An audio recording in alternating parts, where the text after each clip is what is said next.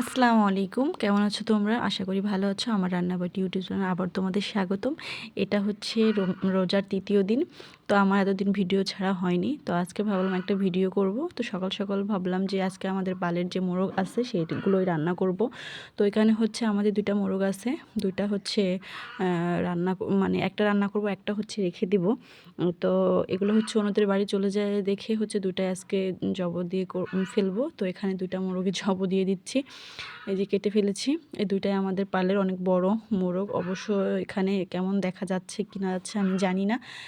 তো হচ্ছে রমজান মাস, তো সব সময় সবার কাছে আল্লাহর দেয়া একটা নিয়ামত। আর এই মাসে হচ্ছে গোনা মাফ করার মতো একটা দিন। মানুষ সারা বছরে যত গোনা করুক না কেন আল্লাহ মাফ করে দেয়।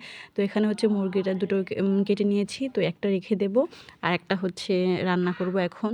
তো এর সঙ্গে রান্না করব হচ্ছে ছিটটুটি বানাবো সন্ধ্যা ইফতারির জন্য। তো রোজই তো ভাজাভুজি খাওয়া হয়, আজকে না হয় ভাজাভুজি নাই খেলাম। বেগুনি আলুর চপ, আর দেখতেই পাচ্ছ মাংসগুলো কি সুন্দর, আর কি মানে দেখতে এখনই দেখতে অনেক সুন্দর লাগছে, একদম লাল গরুর মাংসের মতো হয়েছে। এটা হচ্ছে আমাদের পালের মোরগ। আমাদের সবসময় মোরগ মুরগি হয় পালে। তো রান্না করব। তো এখানে সব কিছু বেটে বুটে নিয়েছি। তো এখানে বাটার জন্য প্রথমে আদা বেটে নিচ্ছি। তো সব মশলাই বেটে নেব। তো কিছু চালও ভিজিয়ে নিয়েছি, কারণ যে চালে ফ্রিজে গুঁড়া আছে অনেক দিনের, এগুলোতে বানাবো না। তো এখানে কিছু চাল ভিজিয়ে নিয়েছি বাটার জন্য। কারণ যে বেটে ছিটরুটি বানালে অনেক বেশি মুচমুচে হয়, এই জন্য। তো এখানে আমি রান্না করব।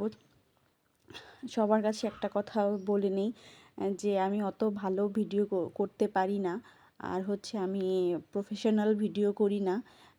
আমি হচ্ছে টুকটাক মাঝে মধ্যে, তাও মাঝে মাঝে হচ্ছে আমার ভিডিও হচ্ছে করা হয় না, যেহেতু একা একা ভিডিও করি, ভিডিওগুলো তো সুন্দরও হয় না। যেহেতু আমি হচ্ছে ভিডিওগুলো ছাড়ি, এই জন্য হচ্ছে তোমাদের সবার কাছে বলি, প্লিজ আমার চ্যানেলটাকে সাবস্ক্রাইব আর লাইক শেয়ার সবই করে আমাদের পাশে থাকার চেষ্টা করো।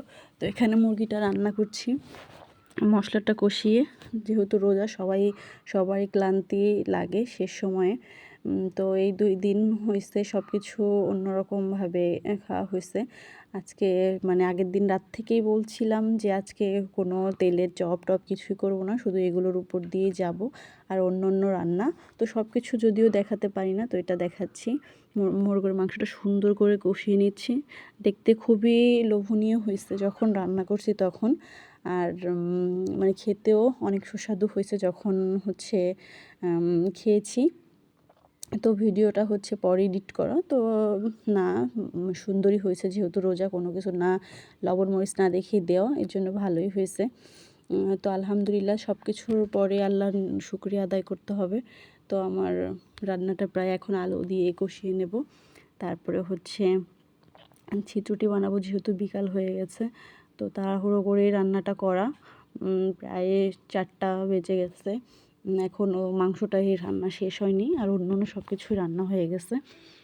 তো এই যে দেখতেই পাচ্ছ, সুন্দর করে কষিয়ে নিয়ে আলু দিয়ে নিচ্ছি। এখন হচ্ছে 4-5টা কাঁচামরিচ চিড়ে দিয়ে দিব, কারণ সবসময় শুকনো মরিচ আর কাঁচামরিচ একসঙ্গে মিলিয়ে রান্না করলে খুবই সুন্দর সুস্বাদু হয়। আর এমনি দেখতে পাচ্ছ কালারটা সুন্দর হয়েছে, মাশাল্লাহ। তো তোমাদের সবাইকে বলবো, যারা যারা রোজা রাখো সবাই সবার জন্য দোয়া করবে। আর হচ্ছে রোজার দিন হচ্ছে গুনাহ মাফ করার মতো একটা সময়। তো এই হচ্ছে আমার তরকারি রান্না হয়ে গেছে। এখন হচ্ছে ভাজা জিরা দিব। ভাজা জিরা দিয়ে একটু জাল করার পরে হলো নামিয়ে নেব। কারণ যে আমার কাছে মনে হয় ভাজা জিরা তরকারির অন্যরকম একটা স্বাদ নিয়ে আসে। তো আমার ছোটোবেলা থেকেই মা কাকি সবাই যেভাবে রান্না করে আমিও সেভাবেই রান্না করি, যদিও তাদের মতো এরকম সুস্বাদু হয় না। তো আজকে হচ্ছে এই যে তরকারিটা আমার একদম লাস্ট শেষ, মানে রান্না করার। তো এখন হচ্ছে ইফতারি সব কিছু গুছিয়ে নেব। তো আজকে হচ্ছে ইফতারিতে তেমন কিছু করা হয়নি, কারণ আগেই বলেছি যে আজ তেমন কিছু খাবো না, এই জন্য হচ্ছে এই খাবার। তো এখানে 2 রকমের শরবত আছে। এটা হচ্ছে বেলের শরবত, আর হচ্ছে ট্যাঙ্ক। এখানে ছোলাও আছে, পেঁয়াজও আছে, খেজুর আছে, শসা আছে। এখন এগুলো দিয়েই ইফতার করব। তো যারা যারা রোজা আছে সবাই কমেন্টে বলে যাও, আর কেমন লাগলো সেটাও বলে যাও।